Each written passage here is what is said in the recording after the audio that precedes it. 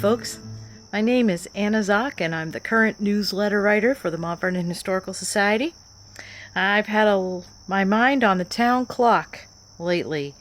I spent a lot of time this summer writing and researching about it, and I somehow had always assumed that when they moved the church across the street, the town hall was the church as well, they put an addition on the east end and a bell tower. And I always thought that the tower included a clock. Then I was captioning a photograph of the town hall after it had been moved, because we don't have any from before, and noticed that there wasn't a clock. I'm like, though, why did I think there was a clock? There's no clock. When was the clock put there? So I looked all through the Charles Smith history book. We have a searchable book online, which is handy. No mention of a clock tower anywhere. And I started asking around, and a lot of people didn't know. And then we found out. And wouldn't you know, Tim and I got a chance to go up into the clock tower and get some footage of the actual clockworks. So our clock is wound by hand twice a week by two great guys on the Mont Vernon DPW. Their names are Ben and Marty, and they really love the clock. And they walked with Tim and I up there. Unfortunately, I am so scared of heights, and I could not handle the stairs that go up into the steeple. Maybe if I put on a blindfold or something I can do it, but I couldn't handle it. So the footage that you are looking at is from Tim. He took this little camera up there, did a great job.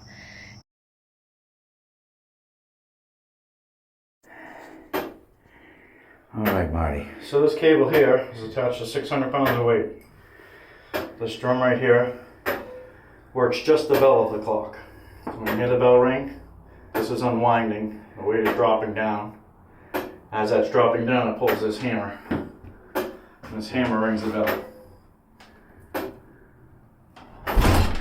Now it just flips, so I'll have to go up and fix it. But that drops and goes back down. Yeah.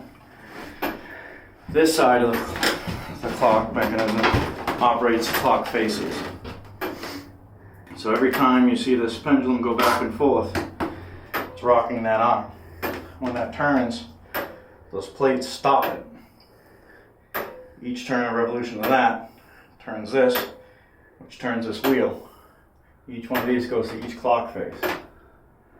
This little clamshell over here with these notches is one of those for every hour on the clock. When that notch comes around, it trips this arm, which makes this start spinning, which is one unreels the wire for the weight for the bell.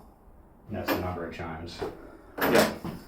So, for every hour of the clock, one notch represents the hour and how many times the bell would ring. Wow.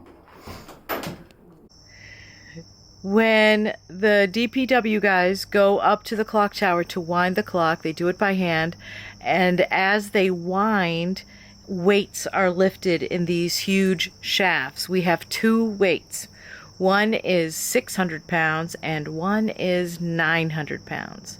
The 600-pound weight gets wound. It can go as far down as 3 feet below the first floor. So the next time you walk into the town hall, take a look to your left, because you'll see this sort of weird wooden encasement, and that is the shaft that the weight can go down. And we can go a whole week without winding the clock, but that means it will take about an hour for the guys to wind it in one fell swoop. So they like to head up there twice a week to wind the clock and take care of the clock. I did a little research online and found out that our clock is a Series 10. It's made by E. Howard Clock Company down in Boston. They were also out of Chicago and New York. And all of their records are available online. So I was able to find our clock. It was up there next to like Montreal they've sold to, and Mexico City, Mexico. This one clock company has sold tower clocks to all these different places. The bell in the bell tower was purchased, or at least made, in 1838. So when the bell tower was completed, they must have had it on order or something, and then it was installed sometime after it was made, obviously. And it is on these two big wheels, look like wagon wheels almost, and when you pull on the rope, the wheels rock back and forth and the bell rings. 40 years ago, the kids from Sunday school used to get to run across the street and run up into the attic of the town hall and pull on the rope to ring the bell and let everyone know it was time for church. But nobody rings the bell now because the state of those big round wagon wheels is not very good, and needs help. It needs help up there. And there you have it. There's your trip up to the Mont Vernon clock tower and the view up by the bell. And thank you so much for watching, and please support preserving this amazing building. Thanks. Bye.